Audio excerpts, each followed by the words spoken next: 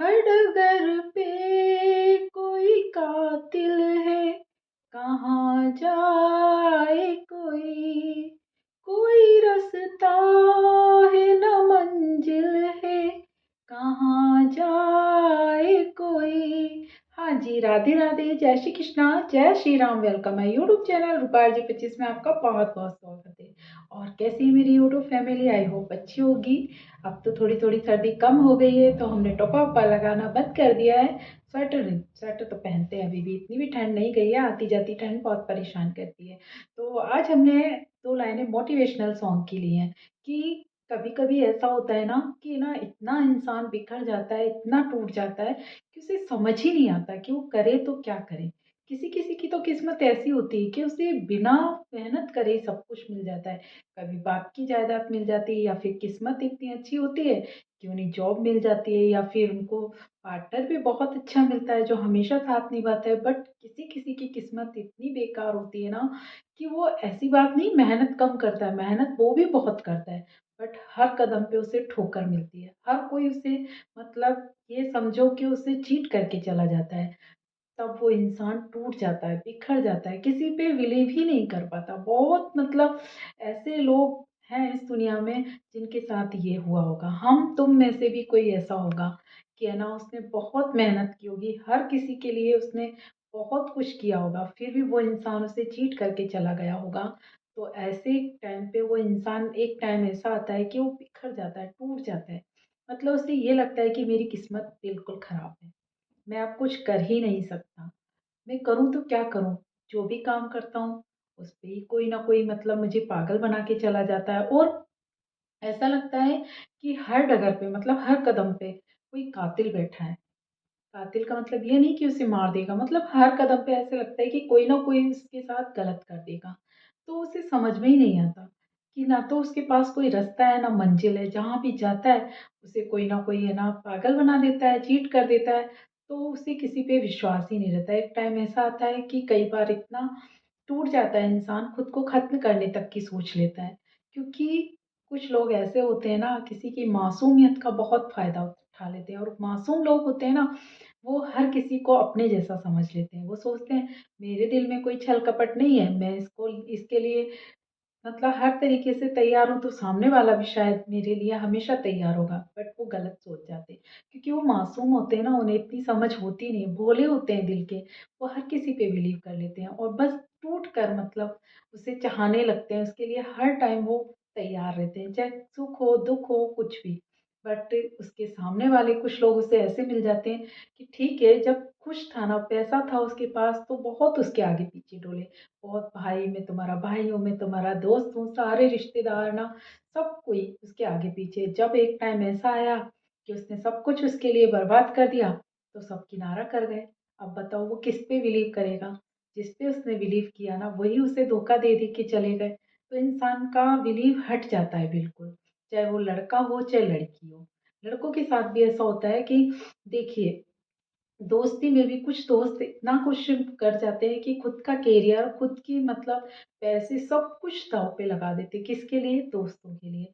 या फिर भाई बहन हो छोटे, कोई बड़ा भाई है जिम्मेदार है, वो भी यही करता है। अपने भाई बहनों के लिए पूरा, मतलब जो उसके पास था सब कुछ दांव पे लगा देता है।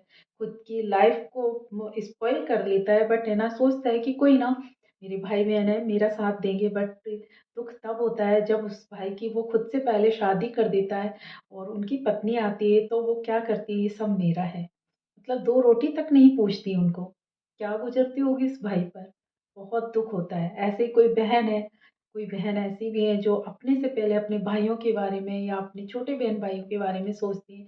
कि बहुत सी बहनें ऐसी हैं जो अपना कैरियर और अपनी लाइफ स्पॉइल करके उनके लिए सोचती है। बट फिर भी वही होता है कि उनकी वाइफ आती है, वो आके सब कुछ, मतलब ये सोचती हैं कि ये तो हमारे ऊपर बोझ है। वो ये नहीं सोचती हैं कि इस बंदी ने या इस बंदे ने हमारी लाइफ के लिए अपनी लाइफ को स्पॉइल कर दिया, अपनी लाइफ को दाव दाव पे लगा दिया, कैरियर पैसा सब कुछ इसने बर्बाद कर दिया।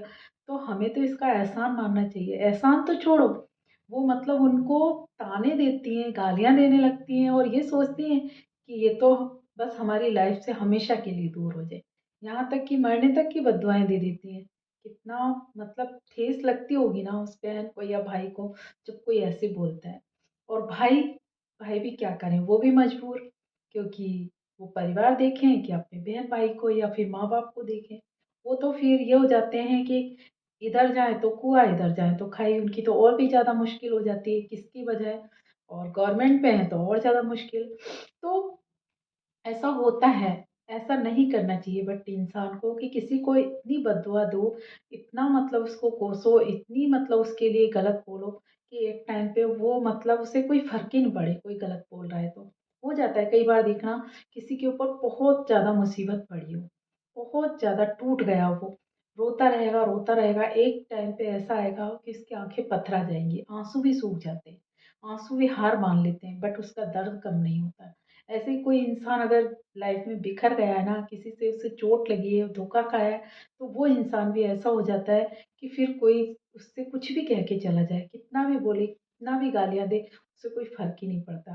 क्योंकि उससे आदत पड़ जाती है, क्योंकि उसे पता है कि मैं कुछ कर भी नहीं सकता, बोल रहा है इंसान बोलने दो।